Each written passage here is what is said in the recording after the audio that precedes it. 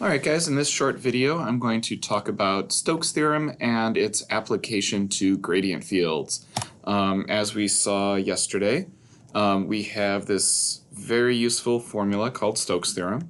Oftentimes when we're trying to run calculations, we'll often just do the path integral if we have a closed curve. But there are times that Stokes' theorem gives us some pretty cool shortcuts, particularly when we happen to have a curl field that is equal to the zero vector, 0, 0, 0. That'll be applicable to gradient fields. So if you remember from a previous chapter, the gradient of a function is a vector of its partial derivatives.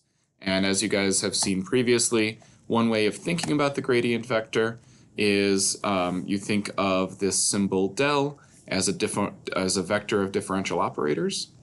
And f is a scalar, so you could distribute this scalar to each of your partial derivatives.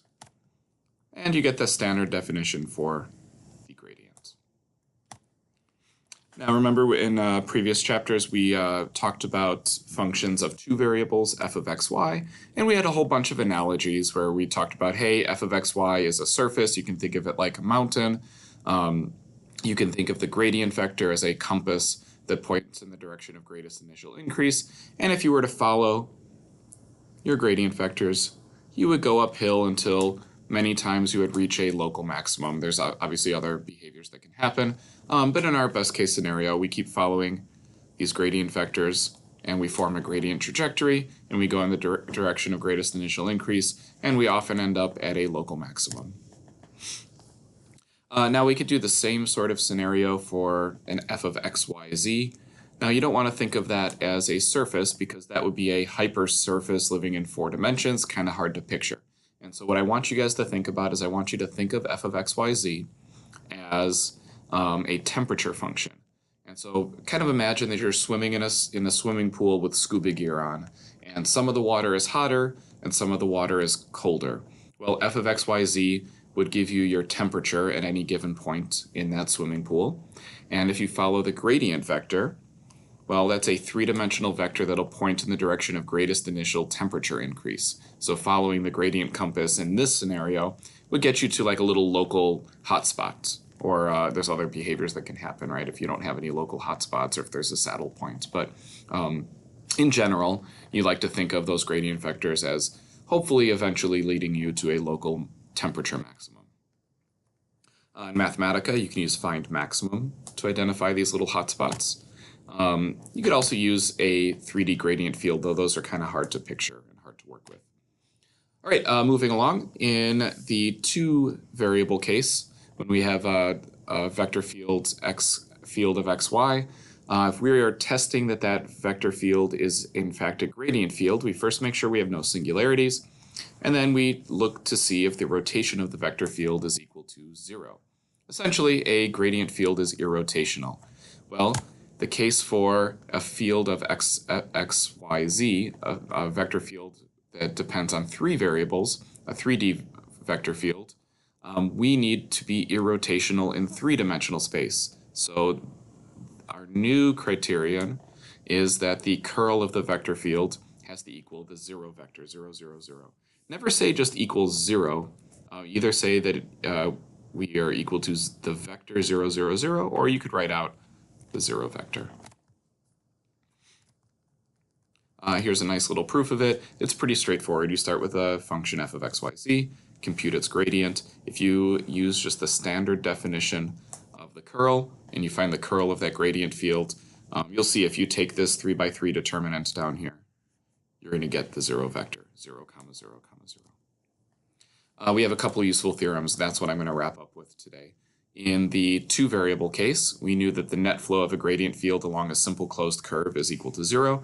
And your intuition there, remember the little analogy or the little story we had, was say that you're camping on the side of a mountain and then you decide to go for a hike and you go in a full loop. So you hike a loop around the mountain and you start at base camp and you end at base camp.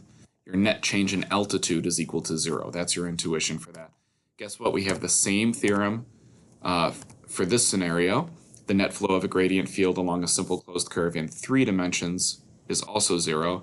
And again, your intuition for it is, say that you're scuba diving in a swimming pool, and you're starting in one part of the pool, and say it's 70 degrees, and then you go for a little swim around, and then you come back to where you started. Again, it's going to be 70 degrees, so your net change in temperature is 0.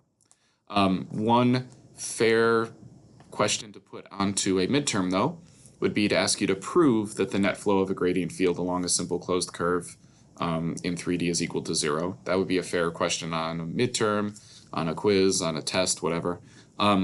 It's a very straightforward proof. First of all, if your vector field is a gradient field, then the curl is equal to the 0 vector 0, 0, 0. Second of all, we have a gradient field, so we know we can apply Stokes' theorem. So the path integral around your loop is equal to the surface integral of curl dot top unit normal for any well-behaved surface that has C as its boundary curve. Well, replace curl with 0, 0, 0. The dot product of the 0 vector with any other vector is equal to 0, and we just proved it. So the intuition way of doing it with temperature is a good way of understanding why this theorem makes sense. But in terms of proving it, the proof comes from Stokes' theorem. This just reiterates what I said, that your intuition should be thinking about net change in, say, temperature. There's nothing special about temperature. It's just an easy scenario to imagine. And remember, this doesn't work for all vector fields. This is a specific property of gradient fields. Finally, we had path independence for a vector field that depends on 2 variables. We had that if we had 2 points that start, or 2 curves that start and end at the same point, it doesn't matter what happens in between. The path integral from point A to point B for C1 and the path integral from point A to point B for C2 is equal. And the idea, again, we had that little hiking trail analogy. Hey, if you take a pretty direct hike from point A to point B, you have some net change in altitude. If your friend has a broken compass and goes on a really weird trajectory, but still goes from point A to point B in the end, they have the same net change in altitude. Well, you could do the same thing with temperature, right? So again, we have path independence for our 3-dimensional case. If we have a vector field that depends on 3 variables, and we have C1 and C2 be different curves that share the same starting and ending point, we have path independence. The path integral along C1 is equal to the path integral along C2. And again, we do have a proof of this, and it's the standard proof. You've actually seen this proof before. Basically, you form a closed curve out of C1 and C2, and then we know from the previous slide that the path integral along that closed curve is going to equal 0. Then we split those 2 curves back apart and move one of them over to the other side, and we have our path independence. Path independence is a direct result of the previous slide that said the net flow of a gradient field along a simple closed curve is equal to 0. So now we have the net flow of a gradient field along any 2 curves that start and end at the same point is the same. And that's the end of our slideshow. So thank you guys for tuning in, and good luck on those try-it problems.